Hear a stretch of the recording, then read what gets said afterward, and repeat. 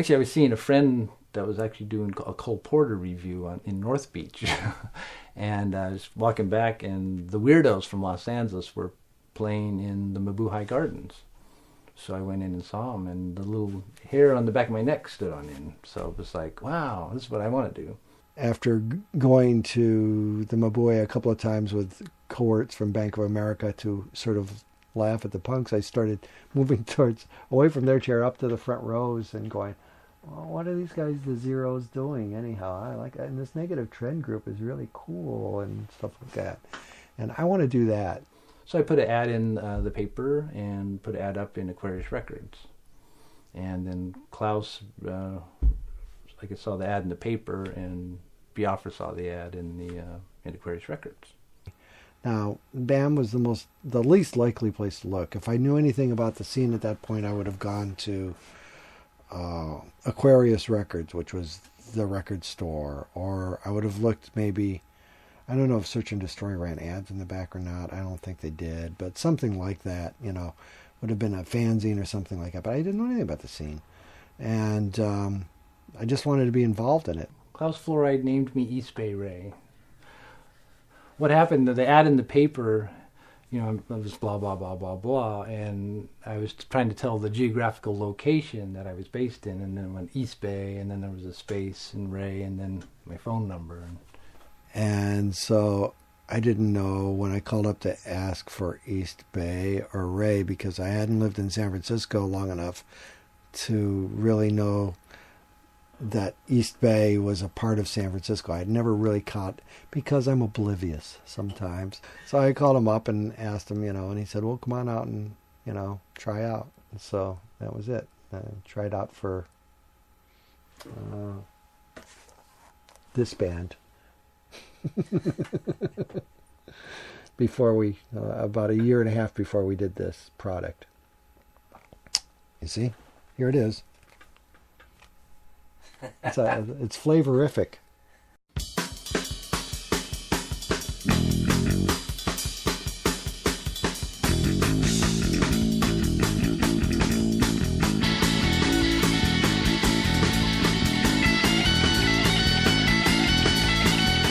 In order to get booked at the Mabuhay, you had to have a demo tape and a picture. So the Offs wanted us to play, and Dirk Dirksen and the Mabuhay was requiring a photo and stuff. We didn't actually have a drummer at the time. We tried out a bunch of different drummers. And there was one guy who could drum really well. And Ray taped all the auditions so we could listen to them later. And he had a fairly good, Ray knew how to record stuff way back when. So we had a fairly good tape of us playing the songs with the best drummer we'd played with so far, who wasn't going to be in the group. A friend of ours that we knew from the scene came in, and we did a photo shoot, so there'd be 4 people. So we had a demo tape, and to pose for the drummer, we asked 6025 if he would, who wasn't called 6025 at that point. Then he wasn't in the band, but he joined soon after to be the other guitar player. And Corrine came down and took pictures of us at the Embarcadero BART station. That's the first photo session we did, with 6025 posing as our drummer. So when we gave Dirk this tape, and then he said, okay, I'll book you in 2 weeks. You're on in 2 weeks on Thursday night. There's 8 people on the bill, and 7 bands on the bill, and you'll be the 8th. And it was like with DV8 and the Offs and all this sort of stuff. We got Ted like a week before the show. He was the first drummer that came by that actually rushed us with the songs instead of trying to drag behind everything. And we played 2 songs with him where he picked it up just like that. He had the feel for what we were doing right away. As soon as we'd start playing a song, he'd play it and start rushing us, and I just offered him the beer of choice for Dead Kennedys at that point, because it was $1 for a 6-pack, I believe, was Regal Select. And I offered him a beer and said, want to be in the band? And he said, sure, and that was it. And like within a week later, we were playing with him at the Mabuhay, and that was our first gig. And we had a 20-minute set, I think, or something like that, went by in 12 minutes, just because we were all so wired out of our gills.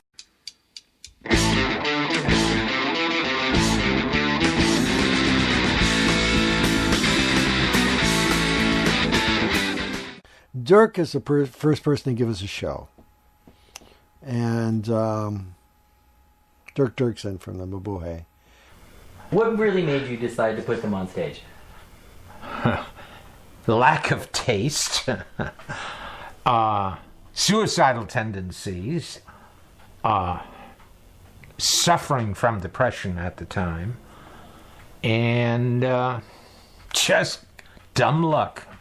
He was one of the first people who gave us credit for being something that was not going to be just a flash in the pan. I mean, after 3 or 4 shows and it getting more and more crazy, Dirk brought us in. And I mean, he had actually took us into his office and talked to us about it. I don't even know that conversation occurred. I have people calling me in the middle of the night and say, "Hey, Dirk, do you remember me? Jay, you told me one time, and God, it's amazing. I was just one loudmouth that wouldn't shut up. Just diarrhea mouth Dirksen is what I would call myself." Yep.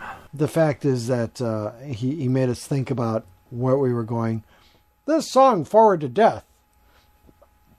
What's your name again? 6025? What is it about? I mean, isn't it rather negative? Well, it's just that I am looking forward to death, sir.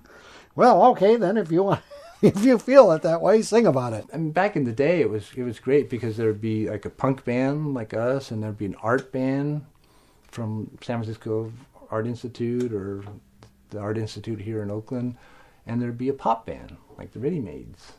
There were lots of interesting individuals exploring their mind's eye picture, and some succeeded and some didn't. And they would all play on the same bill, and plus they'd all draw different people, and there'd be kind of this old, Paris salon effect of people with different backgrounds talking about the same thing but having different viewpoint on it. Now is really the golden age of that music scene, because that's when people cross-pollinated.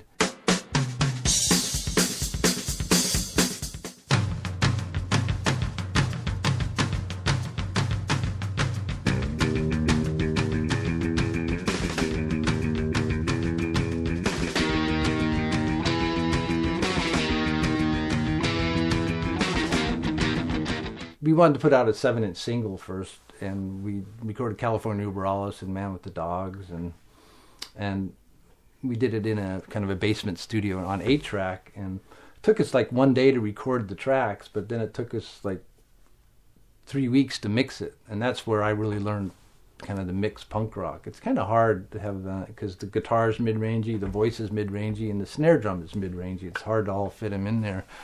So it's funny, it's like it took 3 hours to record the song and about 30 hours to mix it. I just kept going back, and the rest of the band, we all listened to it and fixed it. I mean, it was very grassroots at that point. Like I said, sitting around a living room, stuffing records into sleeves, and putting them in boxes so we could drive them around town and drop them off at record stores and beg people to take them on consignment or whatever, and handing them out to people to listen to. It's very much at the beginning. Selling 6,000 out of the back of your car is really, really, really good.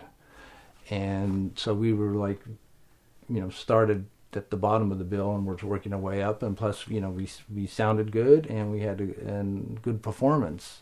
It was fun to watch. I mean, at the time they were dangerous. They were out there. They weren't slick. I mean, they were, one of the most outrageous bands around. The name sounded dangerous. You went to a show, you didn't know if you're going to get beat up in the mosh pit or beat up by the cops afterwards. I remember hearing California Uber Alles on college radio and being impressed. I liked it. I liked the idea that it had that the flamenco chord progression in a punk rock song. And I liked the beat. I just thought it was a very clever record. The bass playing really stands out, particularly in California Uber Alles, because it sets that dark tone for the rest of the song. And again, it feels like it also has a surfy vibe to it. It got that kind of Wagner bolero thing.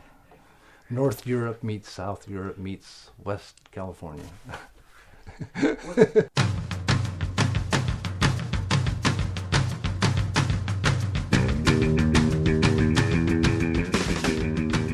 Jerry Brown at the time, he was like one of the coolest politicians around. He dated Linda Ronstadt when she wore cutoffs, and she was hot wearing cutoffs and roller skates, and he was a hip guy. And then you have Jell-O, taking the piss out of the guy. I think it was a little misguided because you look back at the Jerry Brown suede and denim Secret Police, and that looks pretty good compared to Arnold Schwarzenegger and George Bush and what's come since then. I mean, Jerry Brown looks like the golden age. In fact, when you think of California Uber Alice, the subtext is that Jerry Brown was a hippie fascist.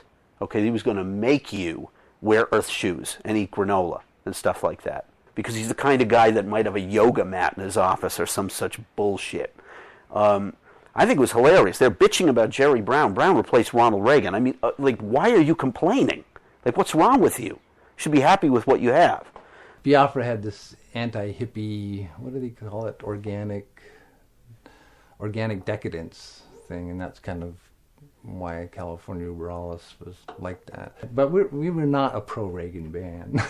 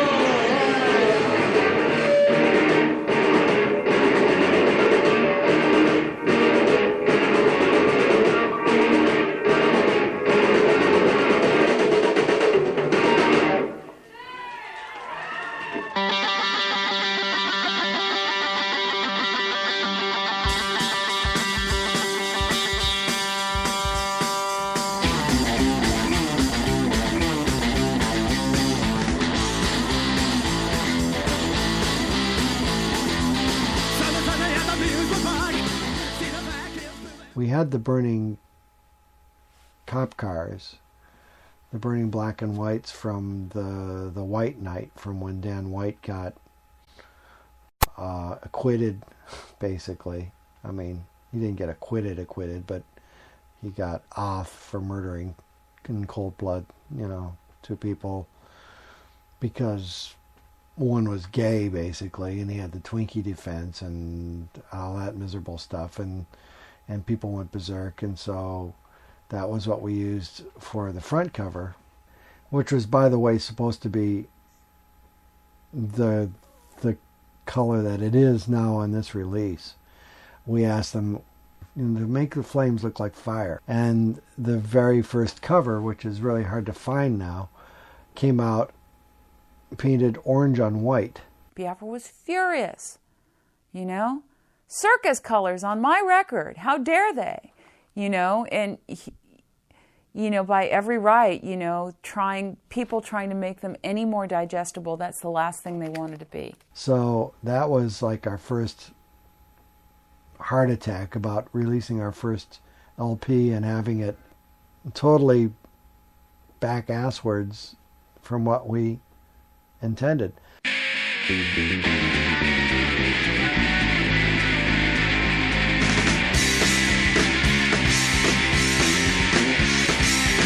Some promoter guy said, "Come to New York and play." And so we bought plane tickets and went to New York and lost our shirt, because nobody knew us in New York. California Uber Alice had come out in California, but it hadn't gotten out there yet. And we were playing to 6 or 7 people sometimes. And the logic there was, you can either be really depressed or figure there's 6 or 7 people who have heard about us, or were at least interested enough to come out to the club to see us, and we'll play our frickin' ass off to them. We also went to Boston and we played the Rat, which is the famous underground club in Kenmore Square. And I think about 50 or 60 people there. I was there.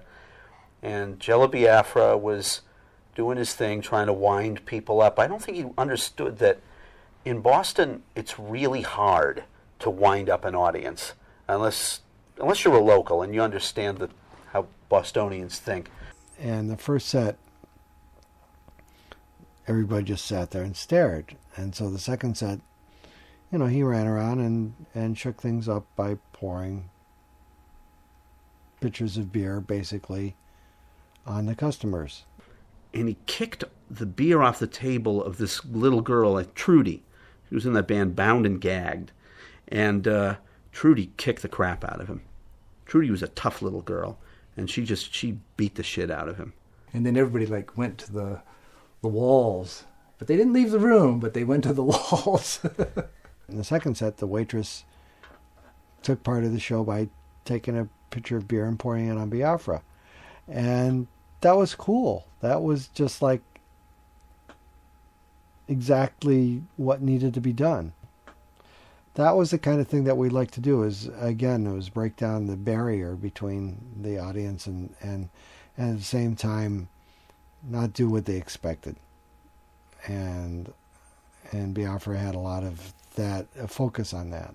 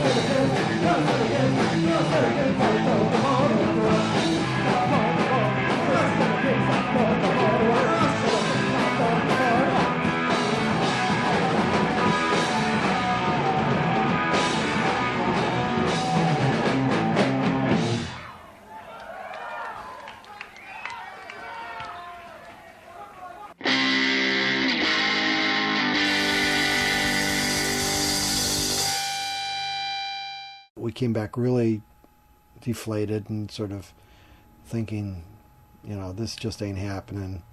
And then around that time is when Biafra decided to run for mayor. We're going to the party. We're going to the game. We're going to the disco. We're going to cruise out, man. We're stealing people's mail. Stealing people's mail. I remember having a conversation. It was actually in my room at the flat where, Biafra was kind of half kidding about, running for mayor, and there was a big mayoral campaign coming up. This is shortly after the Moscone was killed. I think we were watching Pure Ubu. I think it was a Pure Ubu show at the Waldorf. Ted was there and Biafra was there. And Biafra was going on and on about something with politics and Dianne Feinstein and something like that. And Ted said, Biafra, you know so much, why don't you run for mayor? You got such a big mouth. And Biafra just started the wheels turning. And I said, go for it. And I was kind of kidding too. I mean, we weren't really thinking about it in terms of any real seriousness, but it kind of went from there. And I think I even said, I'll be your manager or something like that. Mm-hmm. And so he decided, he put his hat in the ring and decided to run for mayor. And all I can say is watch out. This guy's running for mayor.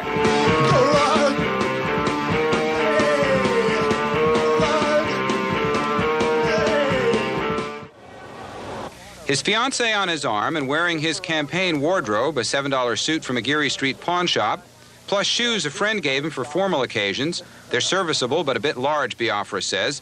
The candidate, who won't tell his born name, would be a joke, except he's too smart. I didn't imagine, us little punkers could really move and shake the city, but, we did what we did. We did throw him into a runoff. I'm not running on my my qualifications of 20 years in government, 20 years of this. I'm running on my views. And some of the views, which you'll probably get to in a minute, are tongue-in-cheek as such, but there are very serious feelings behind them. He wants to tear down Pier 39. He wants to ban all cars from the city and encourage bicycling. And he thinks all the police should have to run for office every 4 years. To relieve tension, he would put up Dan White statues all over town so the public can throw eggs at them. The eggs would be sold by the park department. One thing I intend to do, though, is bring government out from behind closed doors by auctioning off all high city positions by the Civic Center fountain rather than public deals or private deals behind the public's back like we have now. As manager, I wasn't really manager as much as Dirksen was. Dirksen really took this thing and ran with it in terms of the publicity and what have you. We did the whistle stop tour. We got on the BART trains, the rapid transit trains, and jumped out at each stop. And had these signs, and we'd make all this noise, and we'd jump back on the next train, and we ended up at City Hall. And I don't remember all the signs, but I know at one point I had one that says, if he doesn't win, I'll kill myself, And there we are on the steps of City Hall as, all the politicians and lawyers and everybody's coming and going. Great fun. I mean, it was great fun. Jello Biafra, the lead singer in the punk rock group The Dead Kennedys, he held a news conference at City Hall. He then went on to do what he calls shaking babies and kissing hands. He also went on a whistle-stop tour through parts of San Francisco today on a BART train. No telling how he'll do in the elections, but his philosophy is summed up in his campaign slogan, "There's always room for Jello."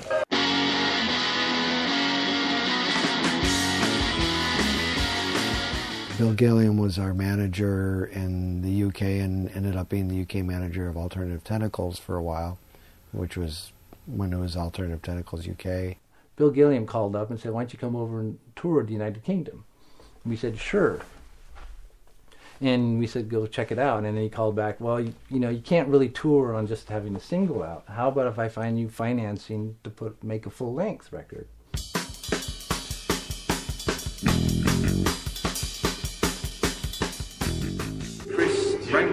said, my partner, this partner's called Bill Gilliam, has just taken over the European management of a band called Dead Kennedys, and they want to make an album. Would you be interested in talking to them? And of course I was aware of Dead Kennedys' single, California Uber Alice. So I went up for a meeting in Bayswater and met Bill Gilliam, and he told me basically what the band wanted. So Ian McNay decided to finance Fresh Fruit. And so I shopped around for studios in San Francisco and picked Mobius Music.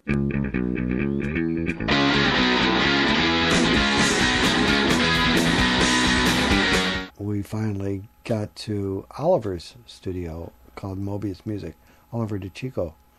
And he reined us in lots of ways and would let us go crazy in lots of ways. And it was a real studio that had, a big old 24-track machine or a 16-track machine or something like that, and baffling on the walls, and it was California woody sort of construction. And well, Oliver's studio was basically just one room, and so we would set up in the room, and what you do is you record what are called the basic tracks.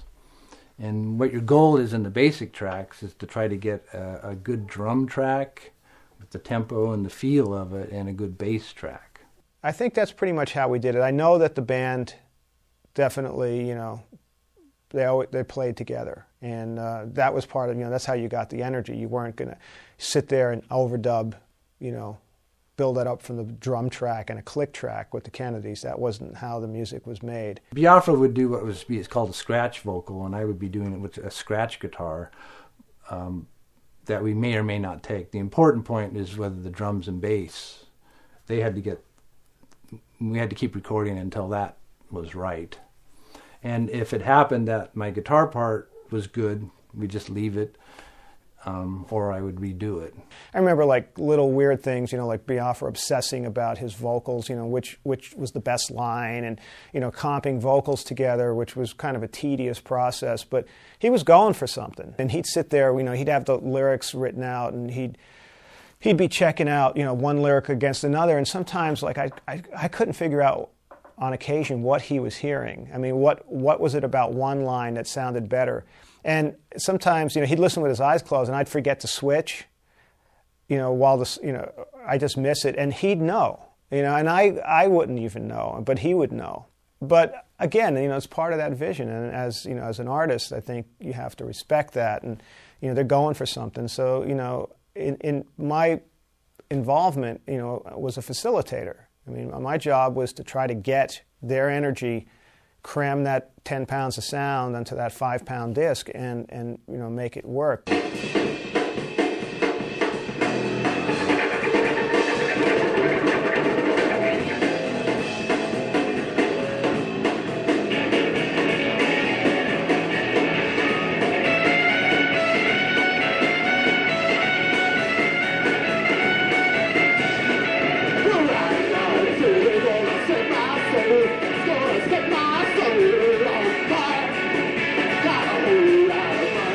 Let it burn.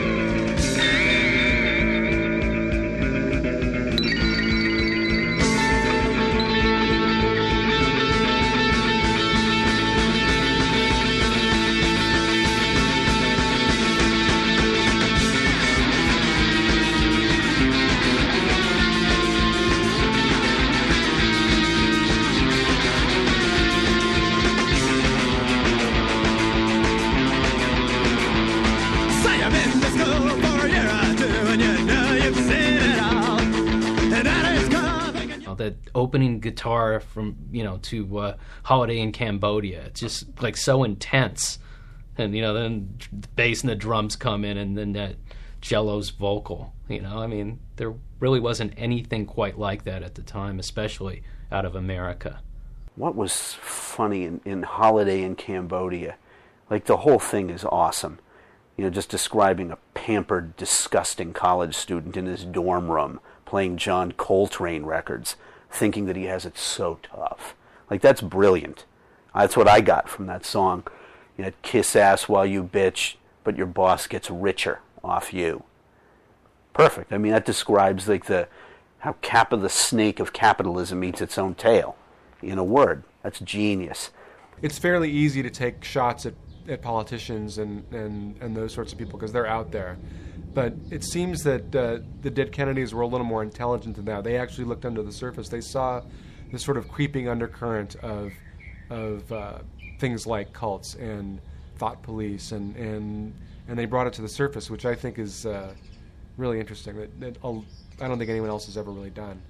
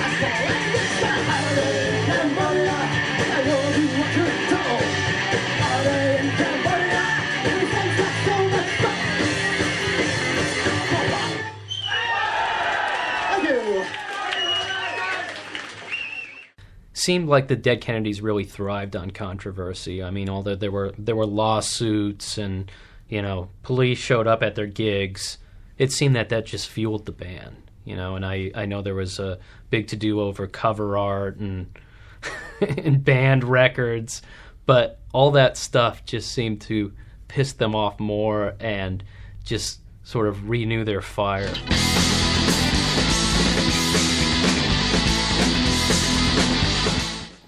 We decided to use that photo, thinking that this is some group from 1964 or something like that broke up, and plus it's public domain because they have photos out there, and so we don't have to worry about it, and we used it. But they sued us, saying they're a good Christian rock group, and the photo was taken in the 70s. And I just said, they looked like that in the 70s? We found out that they had recorded at the Wall of Voodoo Studios at some point. So with that as a bargaining chip, I think we worked out a settlement that went from something like from $1 million down to $3,000, and we'd remove their images, or their likenesses. That's it. We'd remove their likenesses, and we did. We chopped their heads off.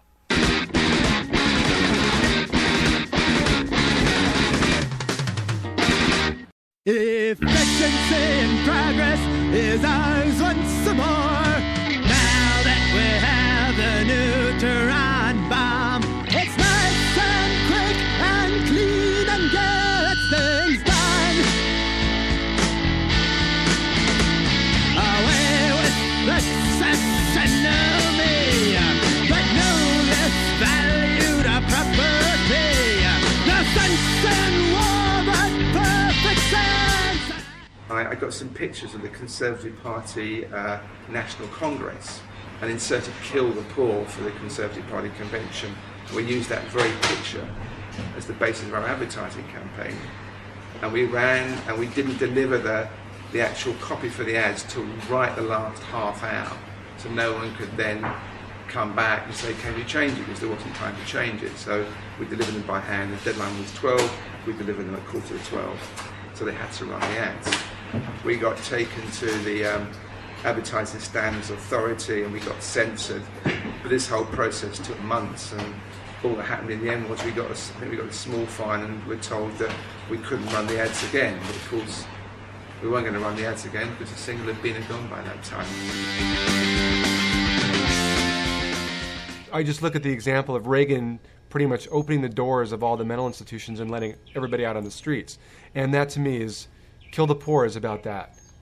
We don't care about the disenfranchised. It's all about taking care of taking care of the rich, taking care of the people that take care of us.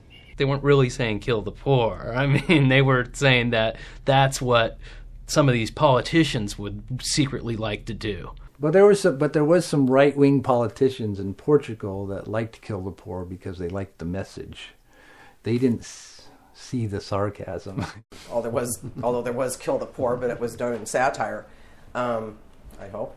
I always told myself it was satire. We wanted those people dead. I always told myself it's just satire, don't worry about it. It's okay. The song's about neutron bombs. Called Kill the Poor.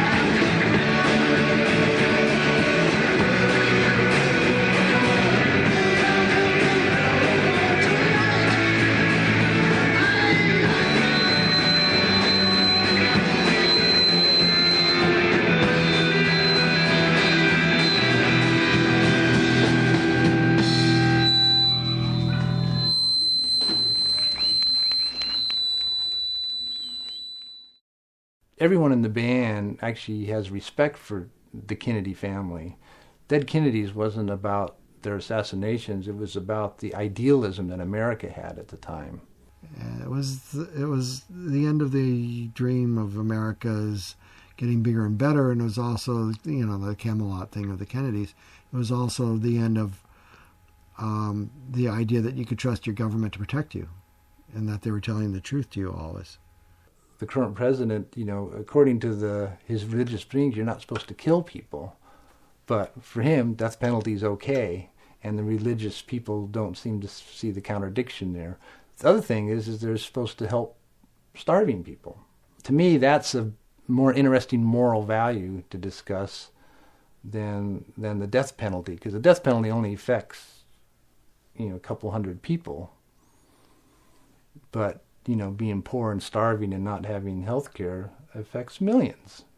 Well, 25 years from now, if you're 19 now, 25 years from now, you'll probably be, unless you take really good care of yourself, looking somewhat like I do now. And it's not all that bad. You'll get used to it, and you can still do positive, forward things with that. Fresh Fruit for Rotting Vegetables is a timeless album because you can apply many of those songs to today and it still makes sense. They were on, one of the, at the spearhead of the movement. Anything that's followed since then, like Green Day is, is based. I don't want to say it's derivative, but it's, it's spawned from that seed, and those guys, the Kennedys were the seed. These guys were not Johnny and Dee Dee Ramone. They were not Steve Jones and Sid Vicious. They were not Paul Simonon and Mick Jones. They were removed from that. They were more heady and more cerebral, but they are theoretically still playing physical music because their music was very, had a lot of sway. They were the opposite of Flipper, say, who they embraced, as they should, because Flipper was great. They were very careful about what they did. They were meticulous. They were fastidious. They weren't sloppy. There were no loose ends flying around in what they were doing, and it shows on their recording. They were provocateurs, and they were highly politicized. They were really the American Sex Pistols. And you could argue that they were the American originators of hardcore. It set them apart because there really wasn't too many American bands really addressing politics. American punk was, there might, Black Flag talked about hassles with the police and, rage and being wasted and being a burnout surf skate kid. But, the Dead Kennedys were really up to something completely different.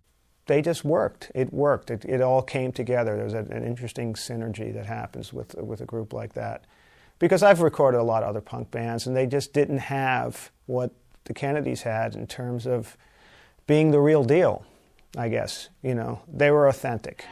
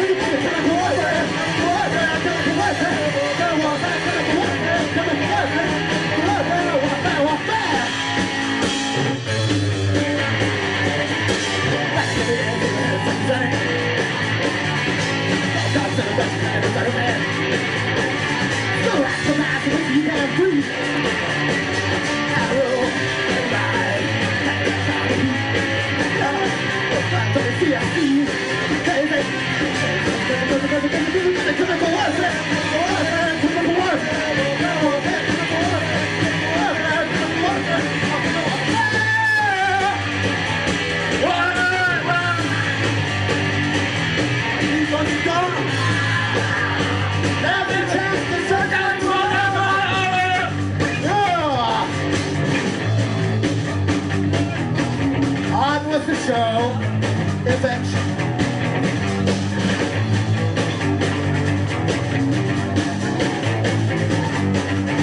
The grace of the Lord saves us. What is this? I don't read newspapers on the stage.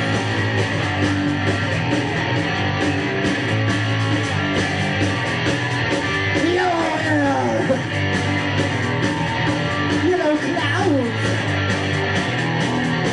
blowing down.